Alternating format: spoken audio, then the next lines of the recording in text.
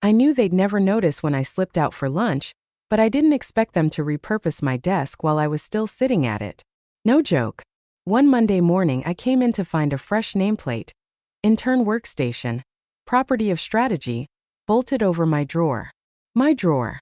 The one with my daughter's kindergarten photo and 15 years of tax record access cards. I stood there blinking while some kid with a Snapple bottle and a superior grin plopped into my chair and said, "Do you mind scooting over?" That was the moment it clicked. I wasn't invisible. I was erased. They didn't just forget me, they cleared me out like digital clutter. Darren Cole, the CEO with veneers and 3 fake LinkedIn MBAs, had once called me our compliance legend in a holiday speech. That same man walked right past me last week, not a flicker of recognition in his Botoxed eyes. He was too busy joking with Trenton Hayes, the COO, who thinks policy binders are boomer scrolls, and once asked me if Excel could be voice-activated. My hands have literally pulled their company out of 5 SEC compliance breaches. But sure, let's give Chad from marketing a bonus for that Synergy Loop presentation he cribbed off Pinterest. The kicker? They just hit a $1.03 billion valuation. I found out not from a staff meeting because why would I be in one of those? But from the door guy at the coffee shop across the street. "Big money moves, huh?" he said, handing me my regular burnt drip. I nodded like I knew what the hell he meant, went back to the office and confirmed it myself. Memos flying between C-suite and council, phrases like liquidity event and equity realignment peppering the headers. Something big was coming, and like always they were counting on me not seeing it. Well, I did. And this time I wasn't just going to file the paperwork and fade into the drywall. If you're still listening, pause 1 second. I know 97% of people scroll right past without subscribing, but if this has you hooked even a little, hit that button and like the video. It helps the team keep these stories alive and honestly, tells the algorithm I'm worth listening to, which would be a first. Anyway, Darren and Trenton strutted around that week like they were modeling for some parody version of Forbes. Darren in his navy suits 2 sizes too tight, Trenton in his Patagonia vest like he'd ever been outside. They were euphoric, whispering about buyer offers, new roles post-merger, what they'd do with their bonus stock. And then I heard it. "Founder's clause," Trenton said under his breath in the elevator. Darren replied, "It'll expire automatically. Legacy proxy hasn't been touched since, what, '09? My spine lit up. Legacy proxy. There's only one reason someone would mention that clause. The original founder, Nathan Duval, had stashed a clause in the Articles of Incorporation, a just-in-case fail-safe buried so deep most corporate lawyers would assume it was boilerplate. I remember because I filed the paper myself. Dated. Signed. Stamped. And guess whose name was on that proxy? Mine. Eleanor Hale. Compliance nobody. Filing ghost. Office furniture. I walked back to my desk, past the intern still trying to fix his wireless mouse, and opened the physical archive system. I had a copy. I always kept a copy. They never noticed when I took extras just in case. Because I was no one. But suddenly, being no one made me the most dangerous person in the room. They didn't whisper around me because they trusted me. They whispered because I'd faded so far into the wallpaper they forgot I had ears. Or teeth. Most days I was just the paper pusher, with the uneven ponytail who fixed their filing when interns screwed it up. But this week, oh, they were practically shouting in glass rooms because greed makes people deaf to consequences. It started on a Tuesday. One of those sterile mornings where even the air feels pre-sanitized. Darren Cole had that smug posture he uses when investors nibble close. Jaw clenched like a Ken doll, pacing like he's got 10 trillion in his socks. Behind him, Trenton Hayes followed like a loyal terrier with an MBA from YouTube. They weren't subtle. Everyone in strategy was buzzing. 950M pre-valuation. Series G confirmed. Acquisition whispers. I kept logging expense reports, one hand on the keyboard, one ear tuned to the vibrations coming from the executive suite. Then came the numbers. 980. Then 1.03 billion. That's when the gold-plated knives come out, and the seasoned folks start getting replaced with whatever LinkedIn calls culture accelerators. I saw the signs instantly. HR booked an offsite for team alignment, all of IT was suddenly under review, and procurement started asking weird questions about life cycle audits. Meanwhile, the espresso machine got a $7,000 upgrade. They love spending on showpieces before they gut the foundation.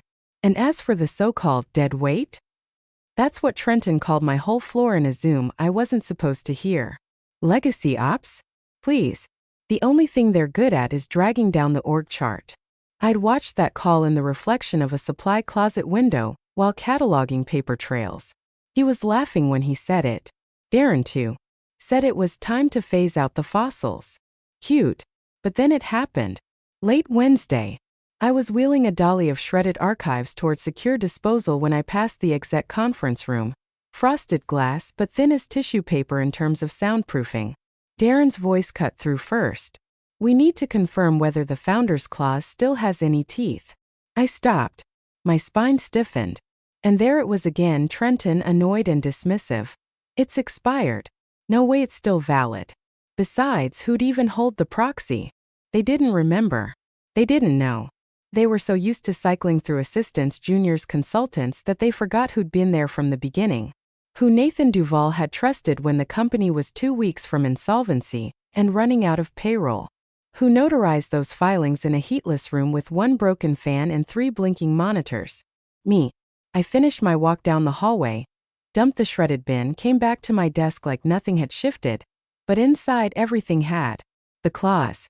Clause 18B. I remembered the number like a birthday. It had been dormant for years. A kind of nuclear key.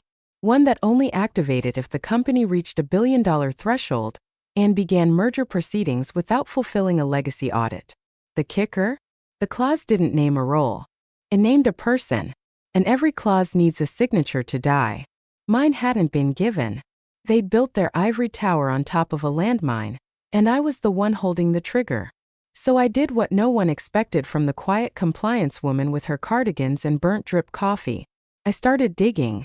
The building emptied around 6:17 p.m., earlier than usual, thanks to a strategy dinner downtown.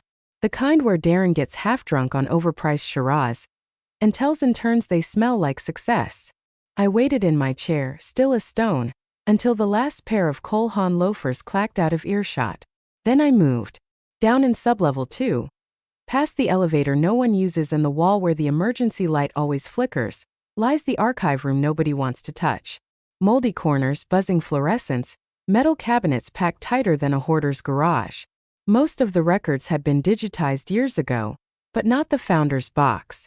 That box had never left the original drawer. It was exactly where I remembered, cabinet C4, third drawer from the top. Took a crowbar and 3 curse words to pry open, but there it was. A thick folder labeled Foundational Clauses, Pre-Merger Drafts. Dust flew like it had been waiting to exhale. My heart pounded, not with fear, with memory. 15 years ago, Nathan Duval was a man on the edge. His first board had just gutted funding, and payroll was due in 4 days. I remember watching him scribble revisions at 3 a.m., red-eyed and furious, while I cataloged payroll audits under a flickering desk lamp. We didn't speak much, but when it mattered, he handed me the draft and said, "You're the only one I trust to hold this." At the time I didn't even read it. Now I did. Clause 18B. In the event of corporate equity realignment due to a liquidity event exceeding $1 billion in value, the named proxy on record, E. Hale, shall retain veto authority and discretionary amendment rights to all merger terms, contingent on legal review. There it was. In his handwriting. Initialed. Dated. Notarized by me. You'd think I'd feel fear. Or panic. Or doubt. I didn't. I felt lucid. Like stepping outside during a thunderstorm and realizing the lightning's hitting your yard, not your roof. The noise didn't scare me anymore. I was the noise. Still, I needed to be sure. I pulled out my phone and called Risa Maddox, used to be in compliance with me before she jumped to corporate law, and now handles M&A deals big enough to fund small wars. We hadn't spoken in 7 years, but she picked up on the second ring. "Eleanor," she said, cautious, "I need a favor. Legal interpretation. Confidential." A pause. Then, "Hit me." I read it word for word, clause by clause, including the footnote about discretionary authority and equity restructuring. She was quiet for a long time. Then she laughed. A low, breathy chuckle, like someone finding a loaded pistol in a drawer marked toys. You've been holding the Queen's key all along, she said. Is it enforceable? Unless the board dissolved it with written consent and filed a revocation. Yeah, it's enforceable as hell. You could walk into that merger meeting and flip the table. I didn't say anything. You gonna use it? She asked. I think I already started. When I hung up, I didn't sleep. I sat at my kitchen table with a stack of printed merger memos, Trenton's fraudulent stock option trails, and a half glass of Pinot I didn't finish. Every dotted line they ignored, every form they meant to update. Every whistle I never blew, I laid them out like playing cards. They thought I was just the old compliance lady with a chip on her shoulder. What they didn't know. I kept the receipt. And the pen. The next few weeks were a parade of champagne breath and half-truths. The boardroom became a theater of delusion. Executives clinking glasses over projections they didn't understand, and Darren playing ringmaster to a circus built on hollow metrics. They called it the runway to acquisition. Like the company was a blushing bride walking down the aisle in a dress stitched together with unpaid invoices and faked product demos. Trenton Hayes was in rare form. Every time he opened his mouth, a middle manager somewhere lost their job. Legacy cost centers, he called them, translation. Anyone over 40 with a pension and a spine. He walked around calling seasoned engineers anchor weights, dropped phrases like AI first future, and once asked if we could use ChatGPT to replace compliance review. I nearly choked on my burnt office coffee, but I smiled. I nodded. I fetched him staplers like a good little ghost. Because ghosts? We haunt. I sat silently at every meeting I wasn't invited to. Every hallway huddle I wasn't meant to overhear.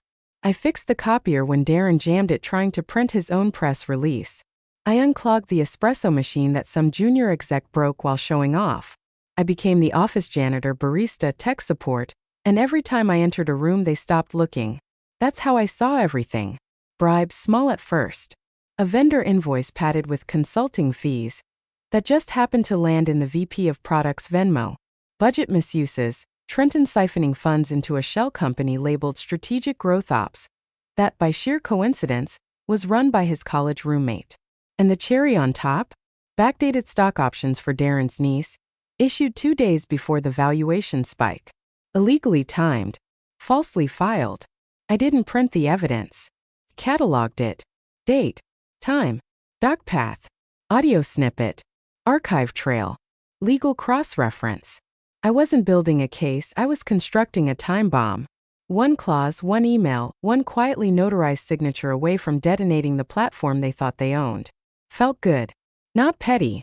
Not vindictive. Right.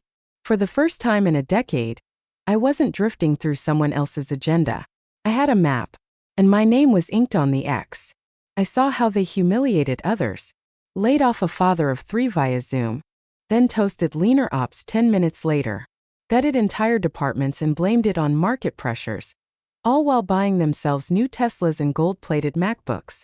One admin left crying in the stairwell after Trenton told her she had old face energy. I handed her tissues, walked her down to her car, and made a note of it in the binder. Every misstep was more fuel. Every insult another match.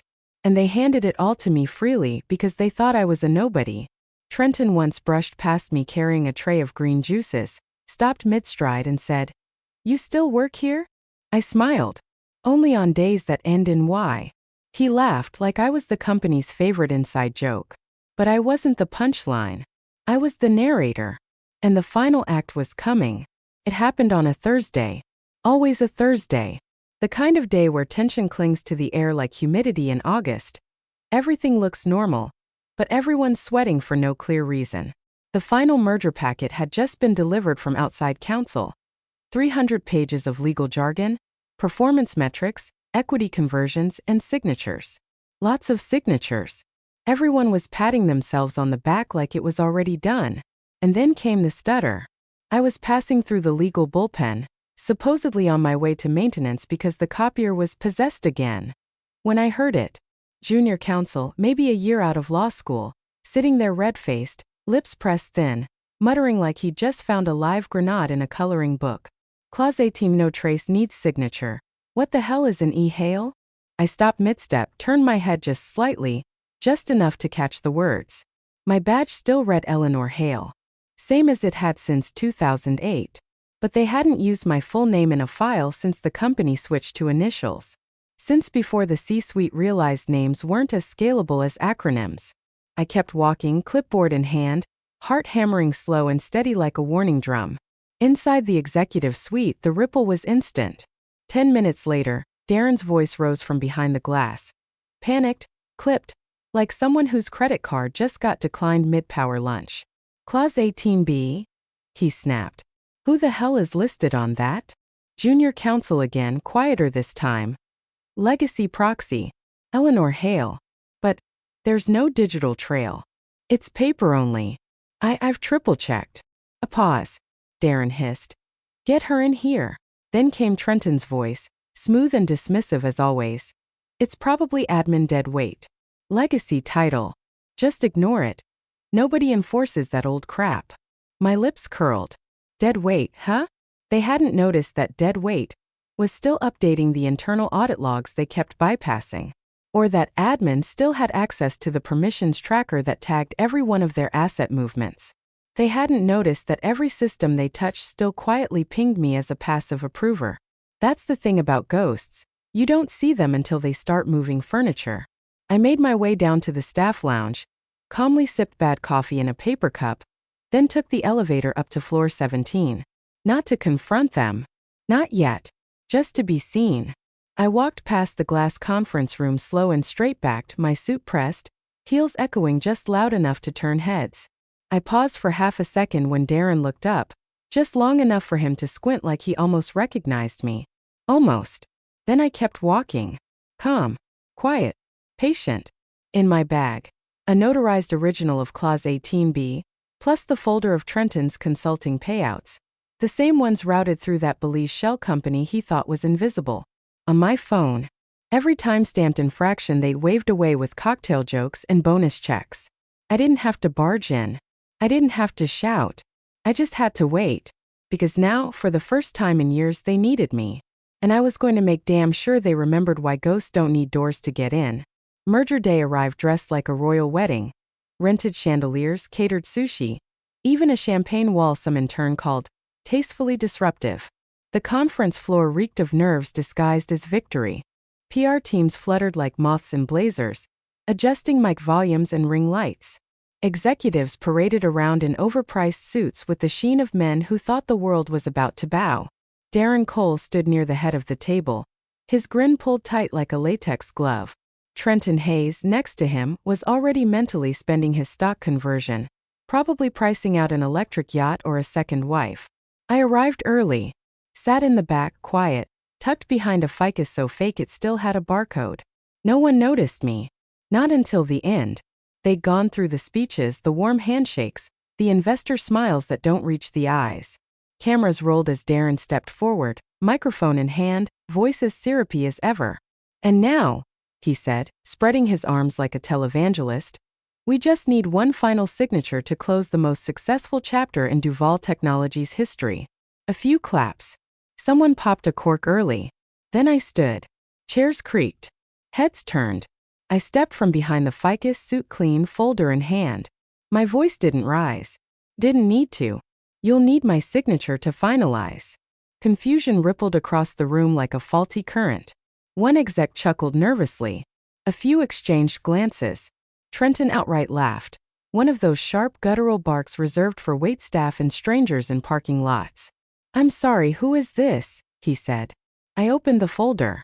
Laid it flat on the polished mahogany table between them. Clause 18B, I said. Notarized. Binding. Enacted. Darren stepped forward, eyes squinting. Read the first few lines, then again. His jaw moved but no sound came out. Silence dropped like a guillotine. The buyer's lead attorney leaned in, frowning. Is this accurate? Junior counsel, now pale as printer paper, nodded without lifting his eyes. We confirmed it last night. It's authentic. Trenton started to speak. I raised a single hand. Clause 18B. I repeated, evenly. Grants legacy proxy Eleanor Hale discretionary amendment rights to any merger agreement exceeding $1 billion in valuation. This deal hits $1.03. That means I get the last word. No more laughter. Darren's smile cracked like old vinyl. We assumed that clause was inactive. You assumed wrong, I said, slipping a second page onto the table. My amendment's clean and final. And now I assume you'll read this. Because without my signature, this deal dies right here. In front of your investors. On camera. I didn't gloat. I didn't blink. I simply took the pen that had been left out for Darren's closing flourish and signed my name on the final line. The sound of the pen on paper was louder than applause. It was the sound of 15 years unsilenced. No theatrics. No breakdowns. Just me. And the law they forgot. And for the first time in over a decade, the room belonged to me. Trenton's face flushed a shade I'd only ever seen on uncooked steak. This is absurd, he barked, slamming a hand on the table, rattling a crystal water glass like it owed him money. This is some kind of clerical hallucination. This woman doesn't even have a department anymore. I didn't flinch. Just lifted the page again with steady fingers. Clause 18b is active. Proxy authority is clear. And under its language, I retain the right to amend equity allocations prior to consent. He started to speak, but I raised my voice just slightly. Enough to freeze his breath mid-word. Would you like me to read it aloud for the room? Darren opened his mouth. Nothing came out. The buyer's side leaned in. Their lead attorney spoke, cool and professional. Let her proceed. So I did. In the event of any merger or acquisition resulting in a valuation equal to or exceeding $1 billion, I read, the proxy Hale shall have full authority to approve, deny, or amend the proposed equity distribution, senior leadership restructuring, and benefit realignment. These amendments shall supersede internal directives and must be incorporated in full prior to execution. I laid down the second sheet, titled, Amendment Allocations, effective immediately. The top lines? Removal of Trenton Hayes from all post-merger leadership positions. Reinstatement of previously furloughed operations staff. 8% equity pool redistribution to long-term employees with 5 or more years of tenure. Freezing of executive bonuses pending independent audit. The room didn't just fall silent. It locked. You could hear necks creak as they turned toward Darren, whose smile now looked like it was drawn on with chalk. The buyer's representative tapped the amendment with one manicured nail. Are these your final terms, Ms. Hale? I nodded. They are. And if we decline? I turned to Darren. Then the deal collapses. And your press release becomes a retraction. His fingers twitched. Trenton made a guttural noise like a lawnmower failing to start. You can't do this. I didn't look at him. He didn't matter anymore. Darren looked down at the page. He wasn't reading the terms. He was reading the headline forming in his head. Legacy clause destroys billion-dollar merger. He looked up at me with eyes that now recognized exactly who I was. And I waited. No smugness. No vengeance. Just precision. They spent years treating me like white noise. Now I was the only sound left in the room. And I didn't have to shout to be heard. The buyer's attorney didn't blink. She looked at Darren, then at me, then down at the amendment sheet like it was the only paper in the room that mattered. We've reviewed the proxy clause. Her authority is valid and enforceable. We are prepared to proceed with her terms. The eruption came fast and furious. Trenton shot out of his chair, knocking it sideways. This is a joke. A legal stunt. She was a filing clerk. She doesn't get to rewrite executive policy with a damn pen. His voice cracked somewhere between fury and disbelief. You can't let this stand, Darren. But Darren wasn't listening. He wasn't even breathing properly. He just stood there, blinking, lips parted, looking at the amendment like it was written in fire. He turned to me, desperate, palms raised like a man trying to stop a train with hand gestures. Eleanor, let's talk. Let's take a minute here. You don't want to disrupt years of work over a grudge. No, I said quietly. I want to correct 15 years of theft. I stepped forward and tapped the second clause. Trenton Hayes is removed from all executive and advisory roles, effective immediately. I read aloud. Due to repeated internal ethics violations and unapproved discretionary spending during active acquisition. You can't prove, Trenton began. I held up a flash drive. Your shell companies? They're all documented. With transfer logs. From your assistant's laptop. That shut him up. Next clause. Reinstatement of furloughed staff who were cut under Project Phoenix. I continued, my voice even. They built this company. You gutted them to streamline optics. They're coming back. Fully vested. Murmurs broke out around the table. Genuine surprise. A few looks of gratitude from the operations reps seated near the edge. And finally, stock options. 8% of the new allocation will be distributed equally to employees with 5 or more years of service. You built your empire on their backs. They're going to benefit from the windfall, not just the suits who showed up for the last 2 quarters. The buyer firm didn't hesitate. We accept her terms. Darren looked like a man watching his own obituary get drafted in real time. Just give us the weekend, he begged. We can revise. Clean this up. No need to rush. The buyer shook their head. We're not in the business of delays. Either you sign with her amendments or we walk. And that was it. Trenton grabbed his blazer like it had betrayed him and stormed out, muttering something about litigation he knew wouldn't stick. His exit was met with dead silence. Not one person followed. I took my time signing. Each pen stroke deliberate. Clean. Final. The room watched, stunned into reverence. No applause, no cheers, just a collective recognition that something irreversible had happened. Not a coup. Not chaos. Just justice. I didn't gloat. I didn't thank them for their attention. I didn't even look back at Darren when I stood. He had wanted a legacy deal. He got one. But my name was on it now. I left the same way I came in, quietly, through the side stairwell no one else used. No confetti. No farewell party. Just the gentle weight of my shoes on steel steps, and the dull hum of fluorescent lights overhead. The echo of my footsteps was louder than anything anyone said that day. But it was enough. Outside, the sky looked different. Lighter. Like the air had finally exhaled. I walked past the valet stand where Trenton's Tesla used to idle like a smug silver dog. The valet didn't recognize me. Why would he? Nobody ever did. By the next morning, the badge was in my mailbox. Not a thank you note. Not a bonus check. Just a clean plastic card with a fresh title printed across the bottom. Strategic Governance Advisor, Board Liaison. Cute. I slid it into a drawer I hadn't opened in 3 years and shut it again without looking. That was the beauty of it. I didn't need the office anymore. I didn't need the fake smiles or the stale break room popcorn, or the little trophies they handed out at the holiday party for team spirit. My value wasn't a function of their recognition. It never had been.